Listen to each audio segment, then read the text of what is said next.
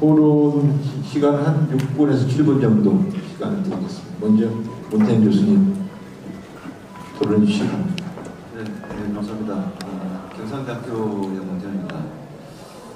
그동안 우리 영문함 화합을 위해가지고 많은 노력들이 있었습니다. 한 20년 전까지만 보더라도 1999년에 광양만 진주권, 광역권 계획을 통해가지고 양지역에 많은 그런 사업들을 계획했고 또 협력 사업들을 구상해서 시행이 되었습니다. 그리고 남해안권 발전 종합계획 2007년도에 제정된 그런 특별법에 해가지고 남해안 썬벨트라고 하는 정말 원대한 계획을 가지고 이 지역에 사업들이 시행이 되었습니다. 그 다음에 2011년에 보면 섬진강시라고 하는 섬진강시라고 하는 그런 이슈를 가지고 우리 섬진강 양쪽 지역에 통합을 위한 시를 만드는 그런 수준까지 우리 통합 협력 사업을 추진을 계획했습니다. 그리고 지금은 남해안 남중권 발전 협의회를 가동을 하고 있는데 전남에 5개시군, 여수, 순천, 광양, 고흥고성, 그리고 경남에 4개시군, 진주, 산천, 남해, 하동. 그리고 지금 보니까 2019년 현재 예수시장님께서 회장을 맡고 계시는데 우리 행정구역을 초월해가지고 섬진강을 중심으로 양지역에 많은 그런 협력 사업을 하면서 올해 보니까 또 뭐 이렇게 이 지역의 공동 건의 사업들을 이렇게 제시를 건의를 하고 있습니다. 여기에도 뭐 해저터널이라든지 남중권의 성생 실크로드라든지 뭐 이런 사업들이 있습니다. 그래서 과거 20년 동안, 물론 그전에도 있었습니다만 20년 동안에 끊임없이 남중권 발전을 해가지고 양지역이 노력해 오고 있습니다. 그래서 일부 성과가 분명히 있었지만 아직 제대로 진척이 되지 않는 그런 사업들도 상당히 많이 있는 것 같습니다. 그래서 지금까지도 열심히 잘했지만 오늘까지 이렇게 많은 행사도 배우고 있지만 보다 적극적이고 체계적인 어떤 그런 전환점을 한 번 더 가져야 되지 않을까. 전환점을 가지면서 해저터널에 대한 그 동력을 얻는 그런 전략들이 필요하죠. 그래서 해저터널에 대한 의의는 오늘 말씀을 많이 하셨습니다만 저는 육지뿐만 아니라 이제 바다길을 통해서 동서통합을 하는 그런 시작이 될 것이다 이렇게 판단합니다. 그 다음에 남해안 썬벨트를 완성하는 그런 작업이 될 것입니다.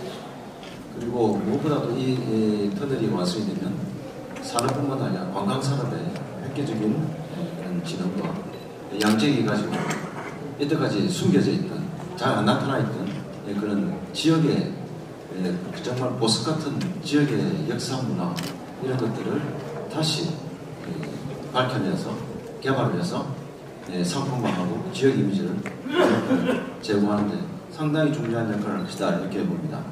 따라서 이런 배경을 바탕으로 해저터널을 그러면 어떻게 추진해야 되느냐 하는 것을 앞에서 말씀을 많이 하셨습니다만 저는 전달한 대로 몇 가지 추가해서 말씀드려볼까 합니다. 먼저 경제적 타당성을 제고하는 그런 방법이 필요할 건데요.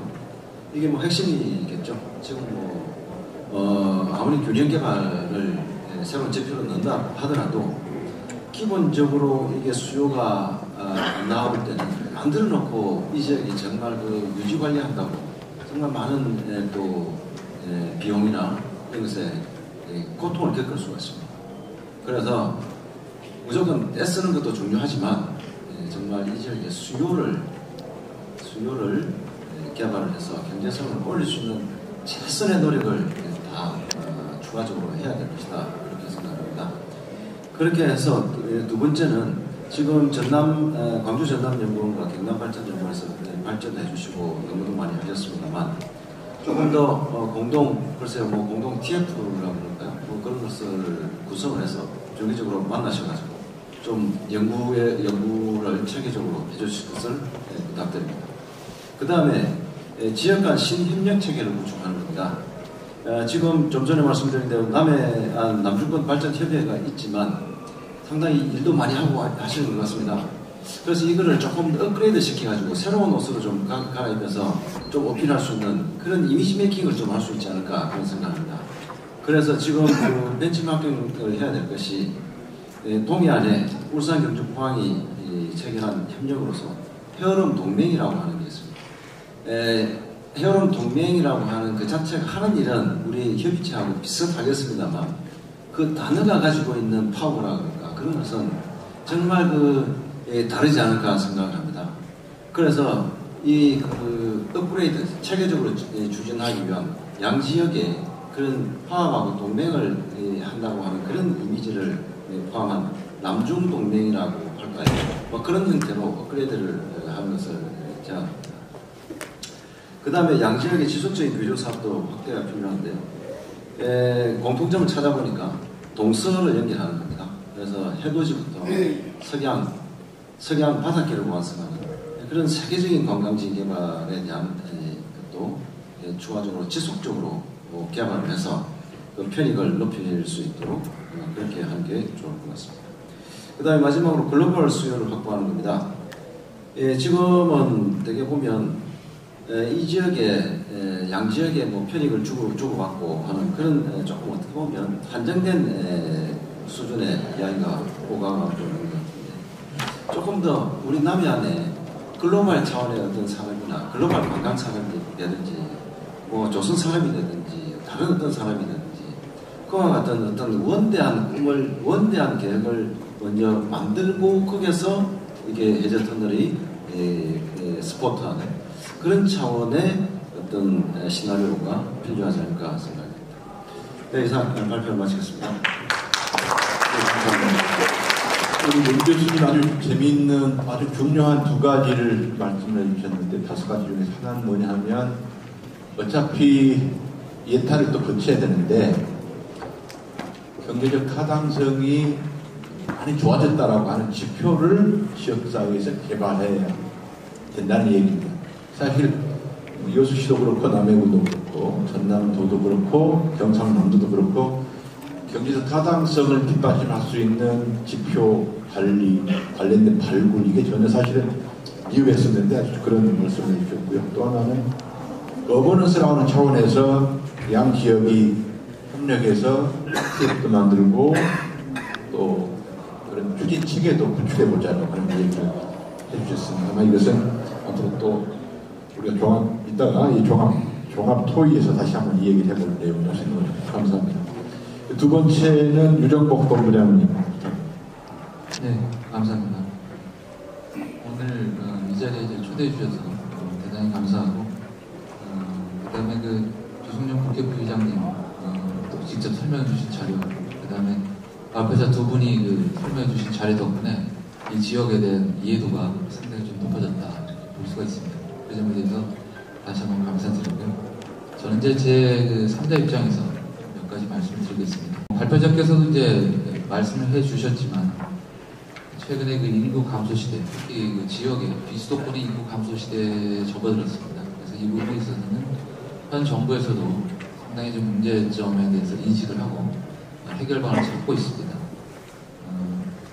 우리 여수하고 남한이 이런 문제점 어떻게 극복할 것이냐, 이거에 대해서 이제 우리 대교가 아니면 우리 터널이 상당히 좀 많은 도움이 될 것으로 예상이 됩니다. 일단은 정주 여건을 강화해야 할 텐데 지금 여수나 남해 이 독자적으로 이런 정주 여건을 확보해 나가는 건 쉽지가 않죠.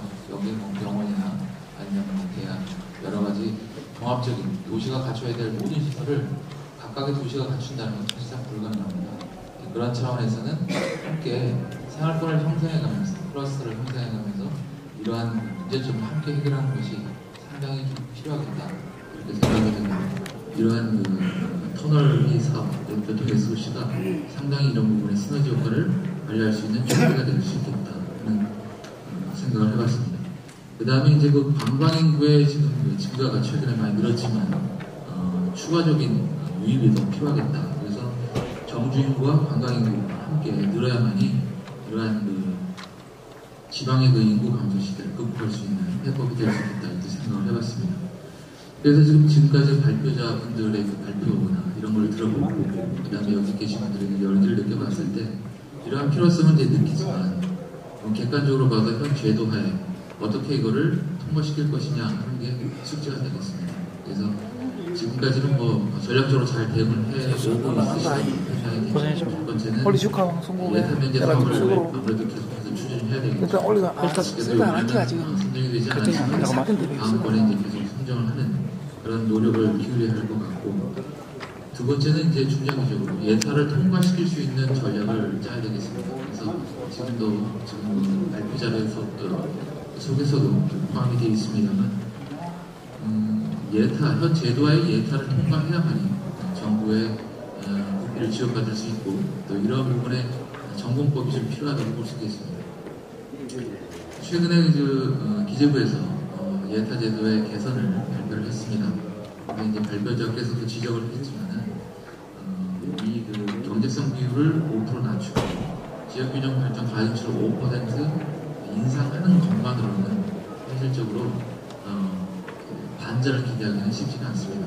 그래서 이 부분에 있어서는 보다 근본적인 제도 개선이 있어야만이 필요한 현재 목적을 좀 이룰 수 있지 않을까 생각을 했는데, 지금 발표 자료 속에 있듯이 일본이나 독일 사례 이 부분도 상당히 참고가 된다고 봅니다. 독일 같은 경우에는 이제 편익을 높이는 거죠. 그래서 지역균형 발전이 필요한 지역에 대해서는 우리가 아까 말씀하신 가시적인 사회적 편익 외에도 우리가 좀 몸으로 느낄 수 있는 여러 가지 편리성을 여러 가지 편익으로 환산을 해서 개량화시켰습니다. 그래서 이 부분에 있어서도 우리가 이제 현재 교통 SOC 사업이 어느 정도 충족이 되었다고, 목적지에 충족이 됐다고 판단하는 이 시점에 우리가 한번 예타 제도의 개선을 좀 할 필요가 있다 이런 생각이 듭니다. 그래서 좀 전에도 말씀드렸듯이 독일처럼 편익 항목을 추가로 개발을 해서 이 부분에 있어서 개량화시켜서 편익 항목을 늘릴 수 있는 방법을 찾고, 일본 사례처럼 아예 그 지역균형 발전이 필요한 지역에 대해서는 별도의 트랙을 갖추는 겁니다. 그래서 일본 같은 경우는 3가지 트랙을 갖추고 있어요. 그래서 각각 필요에 따라서 예타의 추진 방법이 다릅니다. 그래서 이 지역균형 발전이 필요한 지역에 있어서는 그에 맞는 예타 제도가 적용됩니다. 그래서 이렇게 지금 예타의 트랙을 다양화하는 그런 단계를 좀 우리도 필요할 때가 되었다고 봅니다. 따라서 지금 우리 이 지역처럼 예타 제도가 좀 새로 개편이 돼서 지역균형 발전에 좀 도움이 될 수 있는 그런 시기가 노력과 함께 좀 이루어졌으면 하는 바람입니다. 이상입니다.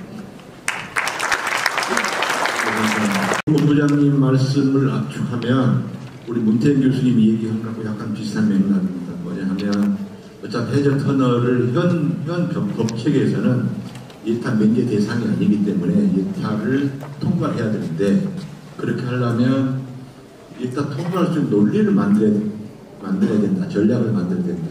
동시에 이 해저 터널 사업이 예타 면제 사업이 될 수 있다고 하는 논리도 동시에 개발하자, 그런 말씀을 해주셨습니다. 예타 통과 논리 전략, 이 부분에 대해서는 지금 두 분이 다 이야기를 했으니 우리 조상민 박사님 토론 때 잠깐 그런 대안은 무엇인가 하는 얘기를 좀 말씀해 주셨습니다. 감사합니다. 세 번째는 전남대학교 신우진 교수님 부탁합니다. 네, 안녕하십니까. 저는 전남대학교 경제학부 지역개발 전공 교수 신우진입니다. 먼저 국내외 해저터널 건설 현황과 또 국내 유사사례 분석을 통해서 여수 남해 간 해저터널의 건설의 필요성을 잘 설명해 주신 우리 조상필 실장님과 남해 여수 현황 진단과 개발로 인한 기대 효과를 분석해서 해저터널 건설의 필요성을 설명해 주신 하경준 박사님께 먼저 감사를 드립니다.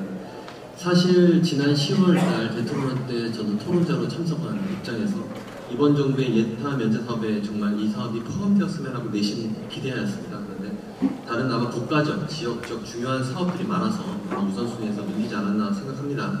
진심으로 안타깝고, 그럼에도 불구하고 이러한 중요한 사업이 이대로 동력을 잃으면 안 될 것이라고 보는데요.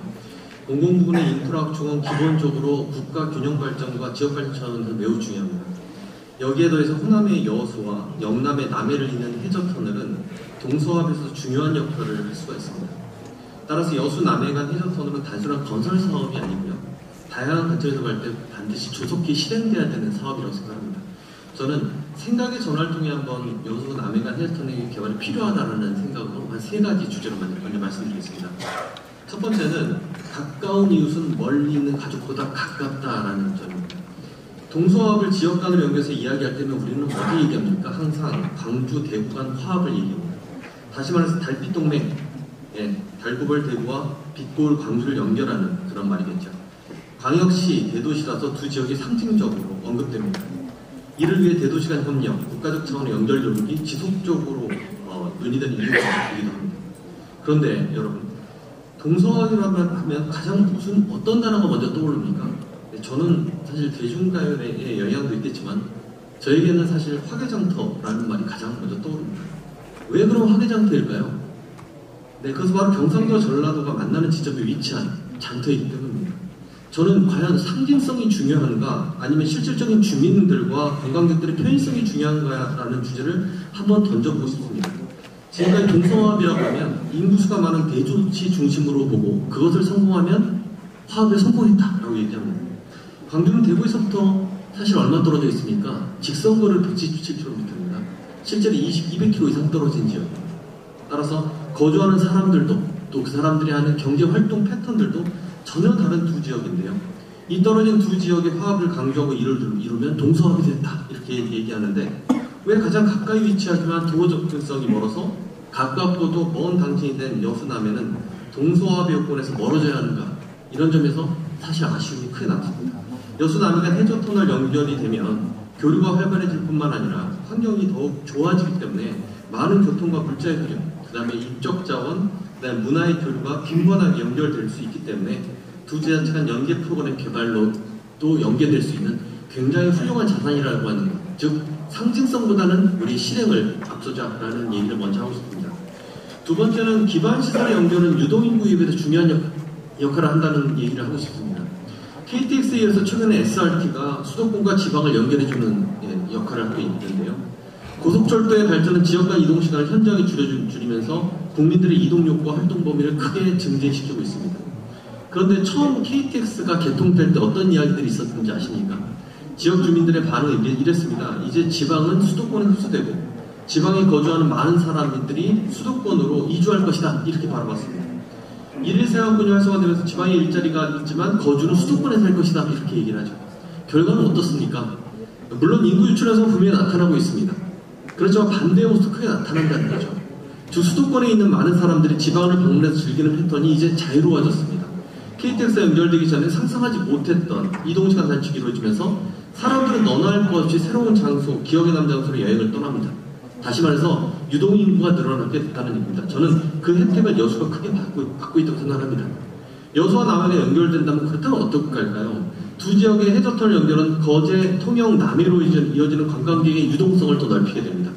다시 말해서 기존의 남해에서 끝나는 여행에 지치는 관광객들이 이제는 더 많이 끌어들어오게 되고 이들이 여수로 이어지게 됩니다. 그러다 보면 남해로 더 많은 유동인구가 들어오게 되겠죠. 당연히 여수로 들어오는 인구를 말할 것도 없고요. 저는 해저터널 연결은 더 많은 유동인구를 끌어들일 수 있기 때문에 이들은 숙박지점으로서 여수와 남해가 더 많이 선호될 수 있다고 저는 믿습니다. 즉 낮뿐만 아니라 밤까지 함께하는 여수, 남해가 될 것이라고 믿습니다.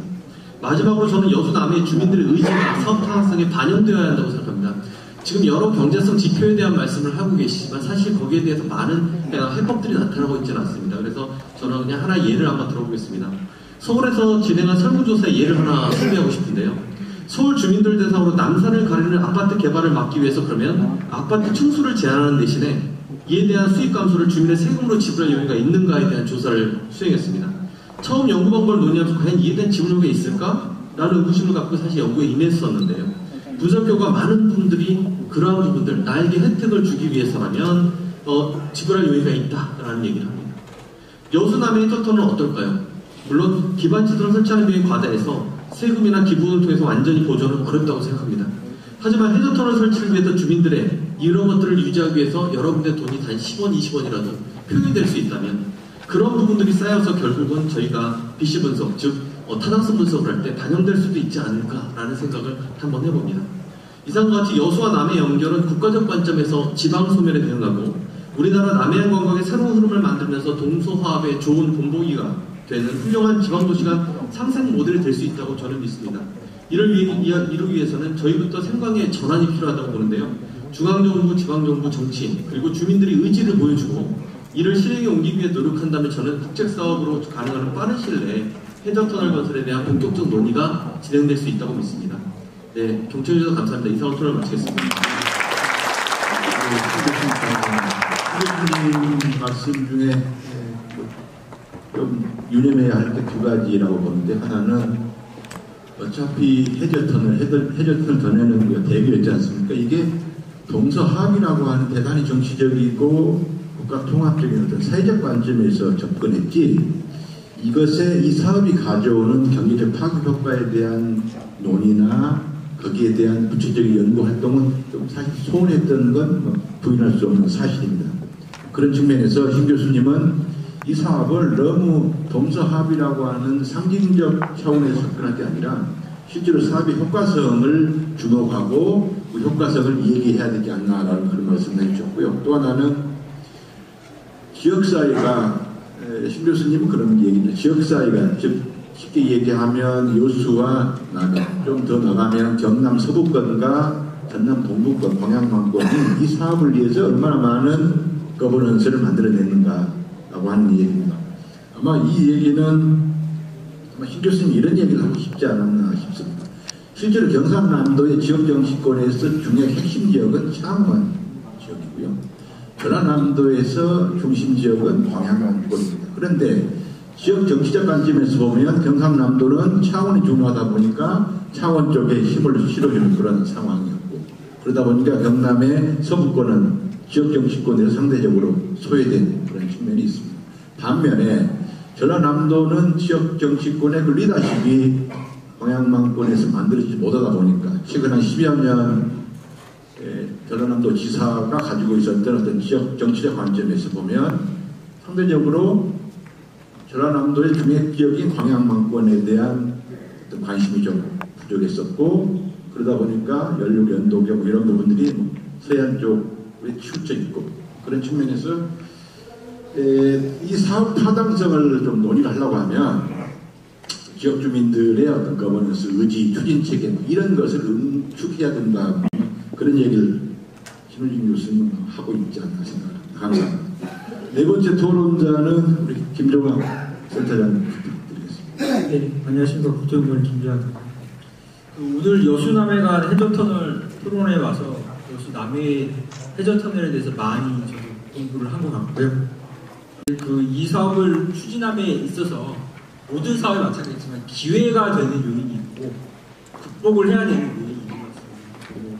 지금 다 앞에서 말씀하신 것처럼 기회 요인이라고 한다면 동서화합, 또 균형 발전, 이런 게 가장 큰 기회 요인이 될 수 있을 것 같고, 당초 사업의 유형이 터널에서 해저 터널로 바뀜에 따라서 사업비가 제가 볼 때는 극적으로 감소한 것도 주요한 요인이라고 기회 요인이라고 생각합니다. 그리고 그 예타 제도가 최근에 사회적 이슈화되고 기재부에서 경제성 평가 항목을 5%라도 낮춘 거는 그만큼 사회적 요구를 기재부가 어느 정도 받아들였다고 저는 생각합니다. 이게 뭐 더 극적으로 바뀌어야 되겠지만 지금부터라도 시작이 되는 게 저는 참 다행이라고 생각하고요.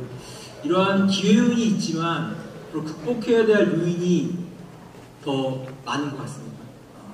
저는 그 생각이 지금 포인트 자체가 여수 남해간 해저 터널에 중점을 맞추고 있는데, 제 생각에는 중앙정부가 추진하는 노력도 있지만 여수시와 특히 남해군에 제가 도로망을 좀 토론에 오기 전에 봤는데, 지금 뭐 한려 해상 분공으로 가려면은 지금 뭐 시도 군도부터 시작해갖고 지방도 1024호도 많이 개량을 좀 해야 될 것 같아요. 그래서 이 계획이 좀 더 추진력을 중앙정부에 설득력 있게 하려면은 중앙정부의 노력도 필요하겠지만 경남도 남해군에서 남해군에 있는 도로망을 좀 더 개선하는 노력도 병행해야 된다고 저는 생각합니다. 그 두 번째로는 보통 지금 통행 수요 문제인데요. 여수시의 인구가 28만이고 남해군 인구가 44,000입니다. 7배가 많죠. 아까 말씀하신 대로 빨대 효과라는 얘기 있는데 저는 빨대 효과보다는 남해군의 그 시너지 효과가 더 있을 것 같고요. 왜냐하면은 해상 관광 자원의 큰 이슈가 남해군에서 많이 보고되어 있기 때문이고요. 그리고 경제성 편익 얘기할 때 저희가 시간가치 절감 편익이 70%가 차지하는 전체 편익에 그러면은 지금 여수 남해간이 뭐 돌아서 가는 육로만 얘기했는데 해상으로도 저희가 알기로는 여객선이 다니는 걸로 알고 있습니다. 네, 여객선이 기상 악화로 못 뜨는 날도 많이 있죠. 그래서 그렇게 못 뜨는 날에 대한 여객 수요도 저희가 편익에 반영한다면 그만큼의 그 경제성 가치가 올라갈 수 있는 편익 항목으로 될 것 같고요. 이런 릴라이블 통행에 대한 신뢰성은 뭐 유럽에서도 지금 편익 항목으로 많이 높고 있는 항목입니다. 그리고 지금 뭐 여수와 남해의 그 관광 수요를 가져가셨는데 먼저 아까 처음에 주준혁 의원님이 말씀하신 것처럼 연육대교 그 해상 교량이 지금 많이 되고 있습니다. 그래서 해상 교량이 처음부터 끝까지 지금 연결됐을 때 그때의 그 수요를 추정하려면 KTDB에서 하는 그런 수요보다는 유발 수요를 좀 따져야 될 그런 것도 있을 것 같습니다. 예를 들면은 지금 저희가 여수에 있지만 남해 군에 계신 분들이 여수에서 활동하는 건수가 개통 전과 개통 후에 많이 변화가 있을 것 같거든요. 네, 그런 것 같으면은 계량 모형이라든지 요즘 뭐 빅데이터 같은 분석도 많이 해서 그런 걸 좀 경량할 수 있는 파트도 있으니까 그런 노력을 좀 병행한다면 이러한 그 해저 터널의 추진력에 좀 더 힘을 보탤 수 있을 거라고 생각합니다. 이상입니다. 기회가 좀 바뀌어졌다라고 하는 얘기, 기회가 왔다는 얘기죠. 그 다음에 극복해야 할 근본적인 한계가 있으니까 계속 이 얘기는 경제성을 어떻게 끌어올릴 것이냐라고 하는 것.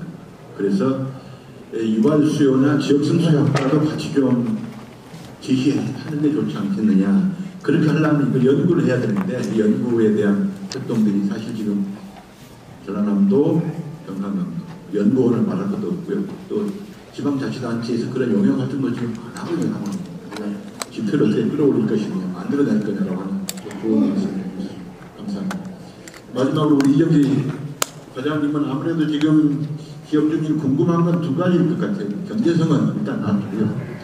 이게 5차 국도 계획에 포함될 수 있느냐라고 하는 거고 당연히 들어가야 된다라고 하는 주장인 것이고 그렇게 하기 위해서는 지역사회가 어떤 일을 해야 할 것인가 또 지역 정치권이 어떤 일을 해야 할 것인가 이런 얘기를 좀 말씀을 해주셨습니다.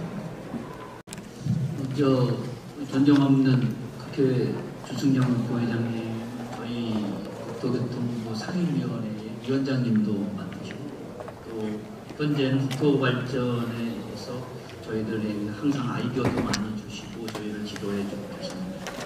특별히 오늘 아까 부회장님께서 말씀하신 바와 같이 저희 장영수 도로국장께서 오늘 오셔서 여러 가지 지역 주민들의 의견과 현재 분위기를 좀 듣고 이렇게 말을 하려고 하셨으나 이제 갑작스런 일로 오늘 좀 저보고 내려가서 많은 얘기를 듣고 어떻게 반영할지를 좀 경청하고 오라고 이렇게 지시하셔서 제가 오늘 처음부터 끝까지 이렇게 발표하는 거, 또 내용 공고, 또 지역 주민의 열정을 보니까 지역 균형 발전이나 또 영원한 연결의 필요성이 있다는 데 저도 매우 크게 공감을 하고 있습니다.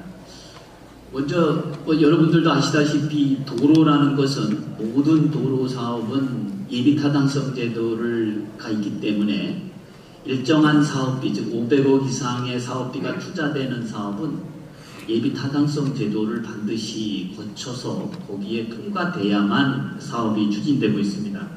그런데 이제 안타깝게도 여수남해 해저터널은 기존의 교량으로 하다가 경제성이 안 나와서 다시 이제 터널로 해보니 이제 5천억 이상이 들어서 나름대로 경제성이 조금 안 나와서 현재까지 지금 추진이 안 되고 있는데, 지난번에 앞에서도 여러분들 많이 말씀을 하셨는데, 그 기획재정부에서 4월 3일 날 예비타당성 제도가 단순한 경제성뿐만 아니라 지역 균형이나 또 다양한 사회적 가치를 균형 있게 평가를 해서 그 사업 특성에 맞는 평가 체계를 마련하겠다라고 이렇게 개편 방안을 마련한 바 있습니다. 그거에 대해서는 뭐 아시다시피 수도권과 비수도권을 나누고 경제성을 축소해서 지역 균형 발전을 조금 올리는 이제 그런 방안으로 했는데, 이러한 측면에서 여수남해 해저터널 사업은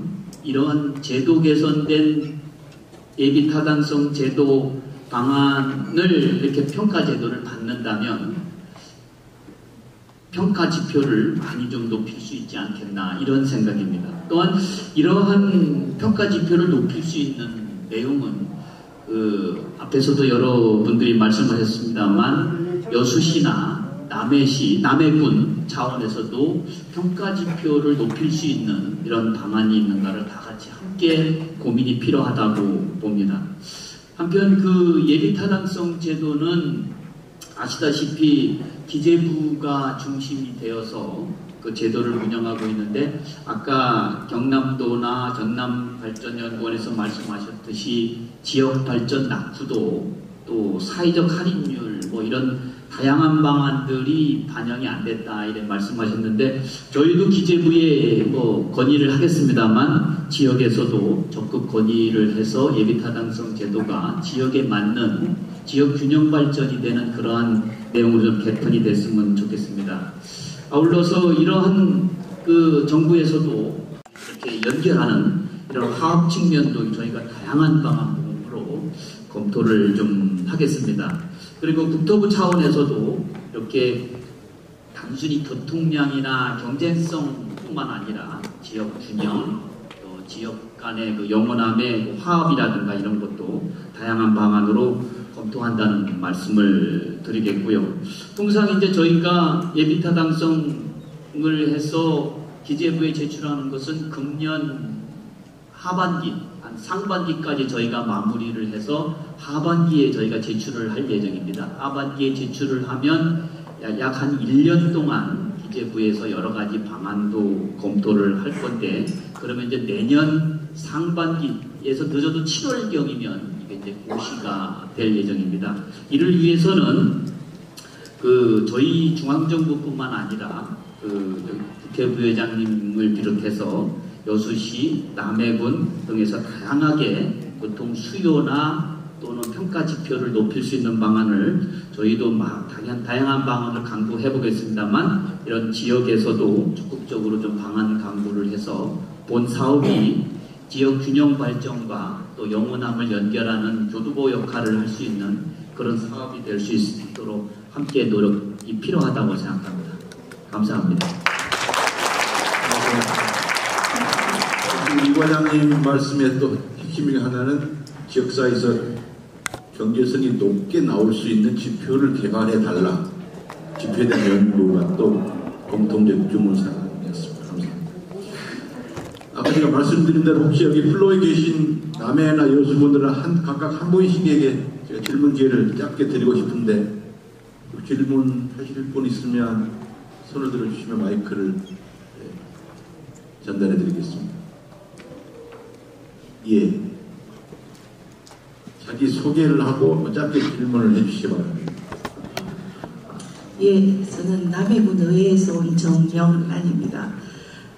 아까 유정복 토론자님께서 한려 해저 터널이 되면 예타 면제 사업의 그 기준점이 되는 교통량 때문에 말씀하시는데, 그 교통량이 평일 기준으로 해서는 별로 교통량이 없을 것이다 이런 말씀을 하셨는데, 저는 좀 다르게 생각을 해볼 수 있습니다. 그 우리 남해 항구가 여기에 3만 명 정도 사시는데, 그분들이 지금 여기에 그 출퇴근을 하실 수 없는 그런 상황이라 여기 와서 사시는 분들도 꽤 많습니다. 만약에 이 해저 터널이 된다면 집에 고향집이 있는데 그 집에서 출퇴근을 할 수 있는 그런 분들이 꽤 많이 생길 것이라고 생각합니다. 제가 그 예로 제 친구도 여기 지금 여수에 살고 있는데 노모를 못 모시는 그런 형편이 되어 있습니다. 그래서 어디 이제 시설에 모시고 계시는데 만약에 그런 여기 해저 터널이 된다면 10분 내로 왔다 갔다 할 수 있는 그런 거리라면 충분히 부모도 봉양을 하면서 또 직장으로 출퇴근을 할 수 있는 그런 상황이 되니까 평일에 그 교통량이 없을 것이라는 그런 거는 조금 연구를 더 해보셨으면 하는 그런 생각이 들어서 제가 말씀을 드립니다. 그 부분에 대해서 좀 말씀 좀 해주시지요. 박사님 간단하게 말씀해 주시죠. 제가 토론문에 쓴 내용을 보고 말씀하신 것 같은데 일단은 뭐 저희가 3만 명 정도로는 사실 예타를 확보하기는 쉽지는 않습니다.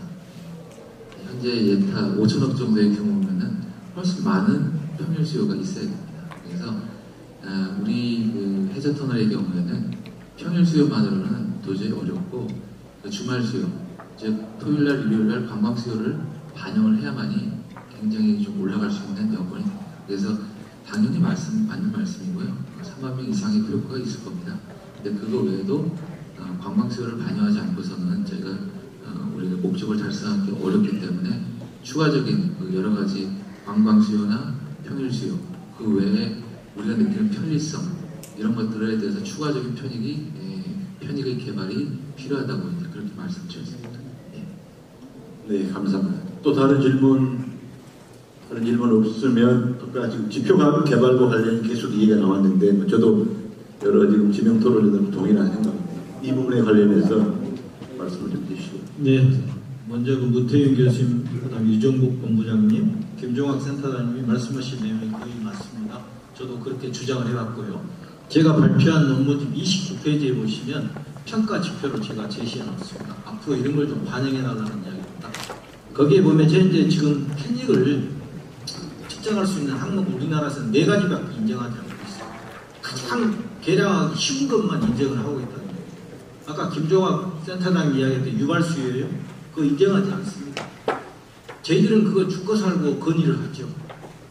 지표를 만들어가서 유발 수요도 좀 측정해주고, 그 다음에 안정성, 아까 배로 갔을 때, 배로 떴을 때 가지 못한 그런 것들 전부 다 안정성을 향상시킬 수 있는 지표까지도 고려해달라는 이야기를 했습니다. 그러나 현재는 측정하지 않고 있죠. 그래서 제가 거기에 보면 한 7가지 제시해놨습니다. 쾌적성 증가 부분, 정시성 향상 부분, 안정성 향상 부분, 그 다음 지역개발 효과, 시장권 확대, 지역산업구조 개편 부분과 도로 유지 관리비 절감, 이런 지표도 이제는 편익 항목에 포함을 시켜서 측정을 해달라는 거예요.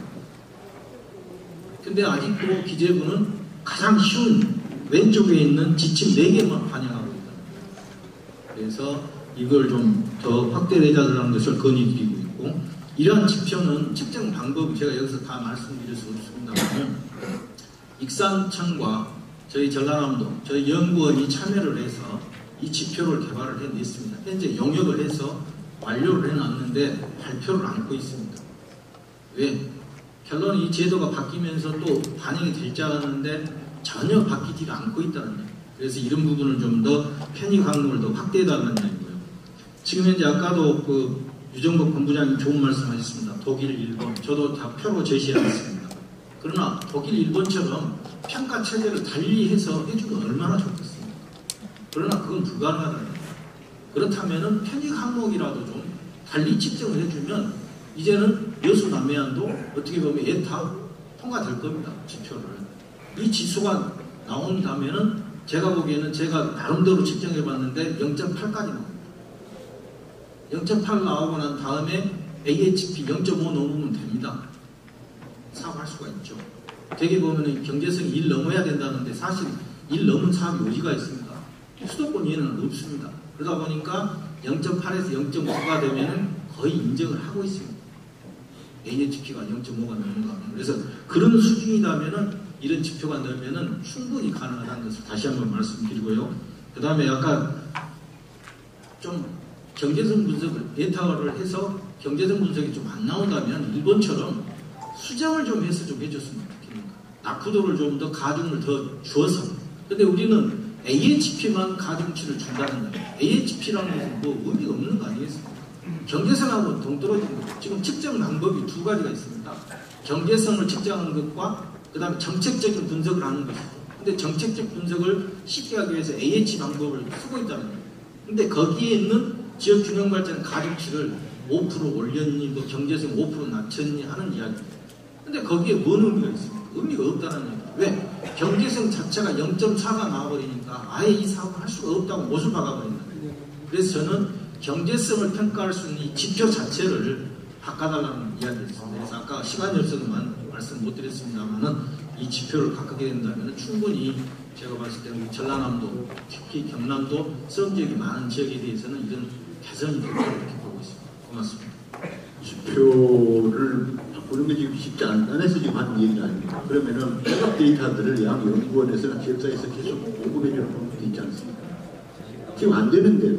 지금 저희들이 백업 데이터를 사실은 제공을 해줄 수 있죠. 네, 근데 왜 제공해 줄 수 있는데 활동이 그렇게 잘 안 되고 있잖아요. 지금 제가 여기서 그런 말씀 드려야 될지는 모르겠습니다만 KDI가 자주 찾아가지 않으면 안 해줍니다. 저도 몇 번 예타를 전라남도 거 4개를 해봤는데요. 4개 할 때마다 고충이 많았습니다. 왜? 오늘 토론을 지금까지 지금 쭉 나왔던 내용을 정리를 하면 종합토론에서는 대략 3가지로 추계하게 되는 것 같습니다. 아무래도 첫 번째는 어쨌든 예타를 통과하기 위한 지역사회 노력이 필요하다는 그런 말씀이고요. 두 번째는 지역 주민들이 좀 같이 이 문제에 관심을 갖고 좀 호흡하고 연대하자라고 하는 우리 문태현 교수님은 거버넌스 말씀을 해주셨는데 사이를 보는 저 개인적으로도 이 부분은 동감을 합니다. 왜냐하면 지금까지 해저터널 한려대교 이 부분이 3가지 측면에서 접근했습니다. 하나는 전문가들의 학술적인 측면에서 논의에 불을 땡겼고요. 두 번째는 여기에 동서통합이라고 하는 상징성이 들어갔는데 상징성은 선거만 끝나면 이것은 휘발성이 강한 성분이 그냥 바람처럼 사라져 버렸습니다. 또 세 번째는 대선 때마다 대통령 후보들이 이 부분을 정치공학적으로 이용을 했습니다. 박근혜 대통령이 공약을 지시를 했고요. 또 문재인 대통령 또한 이 부분을 공약을 지시했는데 박근혜 정부에서는 이거 표류가 됐었고요. 지금 현 정부에서는 어떻게 될지 모르는 상황입니다. 이거 어찌됐든 학술적 동서통합의 상징성 대선이라고 하는 정치공학적인 이유 때문에 이 문제가 제기가 됐지만 그리고 나면 그냥 사장돼 버렸습니다. 그런 측면에서 문 교수님도 지역사회 거버넌스 지역 주민이 이 요구를 해야 된다라고 하는 그런 주장을 한 것 같습니다. 여기에 제가 또 하나 의견을 덧붙인다고 하면 실제로 이 사업은 많은 전문학적 돈이 들어가는 사업이기 때문에 중앙정부가 주도적으로 하는 일명 국책사업화가 돼야 됩니다. 국책사업화가 되는 데는 저는 2가지 백그라운드가 2가지 요인이 있다고 생각합니다. 하나는 중앙정부의 구체적인 의지가 있든지 아니면 지역정치권과 지역사회와 지역주민이 힘을 합쳐서 그 요구를 관철하는 어떤 정치적인 지역정치적인 어떤 이 의견 표치를 하면 저는 2가지라고 생각합니다. 전자는 중앙정부가 해주면 그건 간단한 건 상관이 없겠지만 후자가 중요하다고 하면은 역시 지역사회가 어떤 리더십을 발휘해야 될 것인가. 여수는 과거에 주승용 국회 부의장이 여수와 목포와 완도에 2010년, 당시 2010년 엑스포 후보지를 놓고 서로 주장을 전개했을 때 좋은 논리를 만들어서 여수로 갖고 온 그런 경험이 있다고 생각을 합니다. 그런 측면에서 이제 지역사회가 지역정치권이 이 요구를 정치 쟁점화하는 것도 하나의 저는 대안이 되지 않을까 생각을 합니다. 오늘 논의된 3가지 결론들, 이것을 하기 위한 대안들, 세부적인 대안들 여러 가지 말씀을 해주셨는데 아무래도 이것은 어떻게 풀어나가냐라고 하는 것이고 역시 중요한 것은 중앙정치와 지방정부 또 지방정치권의 연결성과 통일성, 합의성 이런 것이 담보되는 게 필요하다고 생각합니다. 그렇게 잘 추진을 한다고 하면은 해저 터널 사업이 장기적으로 국가 기본계획에 반영될 수 있을 것이고 또 경제적 타당성을 입증해낼 수 있는 노력들을 지역사회가 한다고 하면 경제적 타당성도 확보할 수 있지 않을까 생각합니다. 그 몫은 지역 주민들의 몫이라고 생각합니다. 관련해서 우리 주승용 부의장이 마지막 코멘트를 해주시면 정리해 주시면 토론을 마치도록 하겠습니다. 부탁합니다. 예, 지금 2시간 반 됐습니다. 마지막까지 이렇게 남아주신 그다음에 국민 또 시민께 감사의 말씀을 드립니다. 오늘 토론회에서 그래도 어느 정도 수요가 있을 수 있도록 지역 주민들의 노력이 필요하다는 말씀에 공감을 합니다. 저는 사실 오늘 이 토론을 개최하면서 남해하고 여수 해저터널을 제가 1998년도 그러니까 지금부터 20년 전에 여수시장을 하면서 세계 박람회를 여수에 유치하기 위해서 제가 노력했던 생각이 납니다. 그때 여수에 호텔 하나가 없었습니다. 세계적인 행사를 준비한다고 한 여수에서 호텔 하나 없고 그때 남해는 힐튼 호텔이 있었습니다. 그리고 골프장이 있었습니다. 근데 여수는 골프장만 나왔고 34만이었습니다. 그런데 호텔 하나가 없었습니다. 그때 제가 그 BI 실사단 여수의 실사를 나왔을 때 밤에 재우기 위해서 그분들을 남해로 모시고 왔습니다. 그래서 남해와 여수는 바로 이웃이다 그래가지고 여수권이라고 이야기하고 제가 좀 그때 실사단들을 좀 그런 말을 하고 그랬습니다. 얼마나 참 창피한 노릇이죠. 그런 생각이 나는데 사실 세계 박람회가 2010년 세계 박람회 열리지 않았으면 여수와 지금 1300만 관광객이 가기 엄두도 못 냅니다. 저는 제가 이걸 계속 군수시장 또 국회의원을 하면서 국회에서 주장을 할 때 수요가 없는데 어떻게 이 공급을 해주냐, 도로를 놔주고 철도를 놔주냐 했을 때 공급을 좀 해주면 수요가 늘어난다 이렇게 계속 저는 맞짱을 이렇게 싸웠습니다. 그래가지고 사실 세계 박람회 때 여수에 쏟아부은 SOC 사업비만 12조를 쏟아붓었습니다. 사실 세계 박람회 아니었으면 여수에 쏟아부을 리가 없죠. 이명박 정부 때 4대강 사업한다고 24조 원을 쏟아붓을 때 우리 여수는 12조를 쏟아붓으면서 도로, 철도, 공항을 완공시켰습니다. 그러고 보니까 세계 박람회 끝나자마자 400만 오던 관광객이 1300만, 2017년도에는 1508만 명이 왔습니다. 그래서 제주도를 누르고 영인 에버랜드를 누르고 전국에서 문광부 통계를 1위를 했습니다. 2017년도에. 그래서 저는 정말 지역 낙후개발 균형발전 차원에서 꼭 수요만 이렇게 요구를 할 게 아니라 지금 남해안이 얼마나 자연환경이 아름답습니까? 정말 남해안을 우리가 좀 이렇게 SOC만 좀 확충시켜 준다면 참 우리나라 지금 관광의 문제점이 뭐냐면요. 너무나 수도권 관광, 너무나 제주권 관광, 관광지 하면 수도권하고 제주권이 없어요. 그냥 모든 호텔이나 모든 관광지가 수도권하고 제주에 지금 밀집되어 있습니다. 근데 그 다음 관광지가 어디냐면 남해안입니다. 그래서 역대 대통령들이 김대중 대통령부터 이명박 대통령, 노무현 대통령, 이 박근혜 대통령이 전부 다 남해안 관광 개발 계획을 발표를 했습니다. 이명박 때는 썬벨트를 알고 박근혜 대통령 때는 동서화합벨트를 알고 이름만 바꿨지 남해안을 계속 개발하겠다고 하면서 사실 중앙정부가 지원을 안 해준 겁니다. 저는 정말 이런 면에 있어서 이번에 이제 문재인 대통령께서 예타 면제 사업을 한 시도에 워낙 경제가 안 좋으니까 예타가 안 나오지만 예타를 아예 면제해서 한 시도에 한 2개씩 해주겠다 해갖고 정말 역대 별로 없었던 타당성은 안 나오지만은 타당성 조사 없이 한 시도에 2개씩 해주겠다고 해서 발표를 했습니다. 다 신청을 하라 그러니까 남해 여수 해저 터널은 이곳은 경상남도 사업입니까? 전라남도 사업입니까? 전라남도에서 신청하면 한낱 먹고 들어갑니다. 그러니까 한낱뿐이 못해요. 다른 거. 할 것은 많고 할 사업은 많고, 그러니까 전라남도에서도 신청을 않고 경상남도에서도 이거 신청해버리면 이거 하나가 돼버리니까 나머지 하나만 신청해야 되니까 경상남도에서 신청을 않고, 그러니까 이건 경남 전남 사업이다 보니까 서로가 신청을 안 하는 겁니다. 예타 면제 사업으로. 아마 둘이서 공동으로 해갖고 0.5개씩 이렇게 0.5씩 해갖고 이렇게 했더라면 아마 이걸 신청했을지 모릅니다.